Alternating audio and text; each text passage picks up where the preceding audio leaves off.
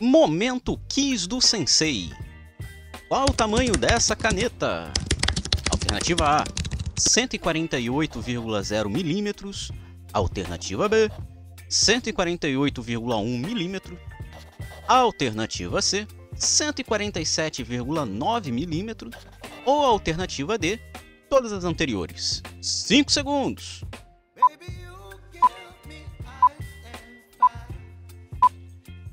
Se você disse alternativa D, parabéns por ter acertado. Mas se você errou a resposta, calma. Não fique confuso com essa resposta. Até porque errar é humano. E é exatamente isso que nós vamos falar hoje. Chamado erro.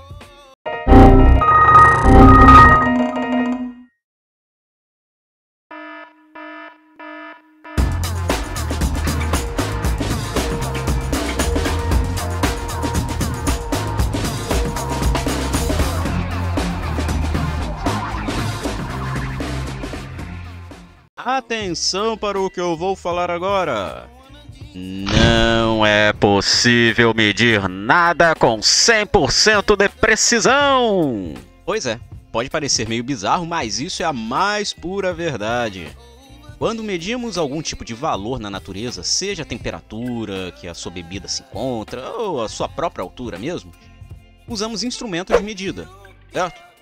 Esses instrumentos estão calibrados com suas respectivas unidades de medidas. Por exemplo, o termômetro vai estar graduado em graus Celsius e vão ter lá suas unidadezinhas, né? Você vai ter a primeira casa decimal, segunda casa decimal, enfim. Enquanto que a trena vai estar graduada em milímetros. Existem outras trenas que vão estar graduadas em centésimos de milímetros, mas enfim, isso aí é outra história. Contudo, essas marcações dos instrumentos, por mais precisas que elas sejam, possuem algo chamado erro absoluto associado a elas. Esse erro absoluto surge devido à fabricação do próprio instrumento de medida. E é aqui que está o pulo do gato. O erro absoluto associado a um instrumento de medida vai indicar que aquele instrumento possui uma limitação. E ele somente é confiável até certo ponto.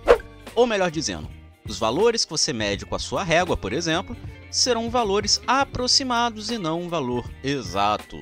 Quando vamos medir, usamos algum instrumento de medida e geralmente pode sair resultados como eu meço 1,60 m ou eu meço 1,72 m. Mas eu tenho uma pergunta, por que não 1,601 m ou 1,722 m? Eu te respondo, na verdade você não sabe. Nem eu sei se poderiam ser esses valores ou não. Isso porque, como o instrumento de medida é feito por seres humanos e a quantidade de algarismos são infinitos, sempre teremos a imprecisão sobre qualquer medida realizada no universo. E é qualquer medida mesmo. Isso significa que qualquer observação ou medição de grandezas físicas terá um erro associado, seja medindo o tamanho do seu pé, até mesmo o tempo de existência do universo. Para que a gente tenha 100% de precisão de uma medida, teríamos que ter uma quantidade de tempo infinita para poder contar os infinitos números que existem nessa medição. Pois é, virtualmente impossível. É, tá bom. Mas, Sensei, se é assim, qual é a minha altura de verdade? Pois bem, meu caro estudante, isso vai depender do instrumento de medida usado. O erro absoluto associado a um instrumento de medição analógico, que são aqueles mais tradicionais como réguas, trenas ou balanças antigas, sempre será metade do valor da medida. Isso quer dizer o seguinte, se numa régua a menor medida é de 1 milímetro, o erro absoluto associado a essa régua será metade disso, ou seja, 0,5 milímetro. Caso seja um instrumento digital, esse erro seria a própria menor medida. Ou seja, se for o cronômetro digital, que marca até milésimos de segundos, seu erro está justamente nesse milésimo, portanto, 0,001 segundo. Na prática, isso quer dizer que a medição tem certa precisão entre o valor medido somado com o erro e o valor medido com o erro subtraído, o que nos dá o que chamamos de margem de erro. Por isso que na resposta do quiz temos a letra D como resposta correta, porque como a régua está graduada em milímetro, seu erro absoluto é de 0,5 milímetro. Logo, se na foto temos ali 148,0 milímetros de tamanho, devido ao erro, podemos assumir que, na verdade, essa medida real se encontra entre 147,5 mm e 148,5 mm. Essa menor escala é o que chamamos de algarismo significativo e, basicamente, vai indicar até onde temos uma confiabilidade num valor.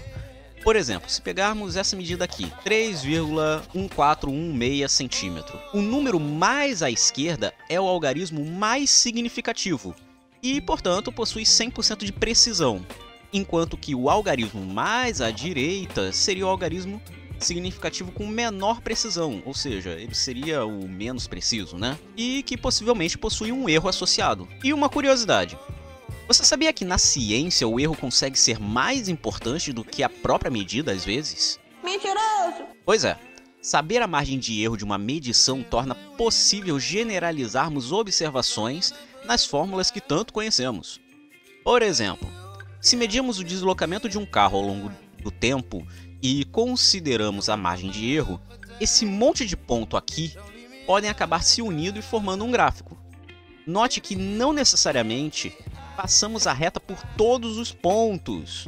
Às vezes ela passa justamente pela barra da margem de erro, mas ainda assim o que temos aqui é justamente uma reta, que indica um movimento uniforme, ou seja, é um movimento sem aceleração. Legal, né? Gostou de conhecer um pouco sobre o erro? Agora você já sabe que errar é tão humano que nem as exatas são tão exatas assim, né? Lembra de deixar um like, se inscreve se não for inscrito, ativa o sininho para não perder nada, considere se tornar membro. Você tem acesso a conteúdos antecipados, além de outras mordomias aqui no canal. Valeu demais, também ajuda, tá? Tamo junto. Até!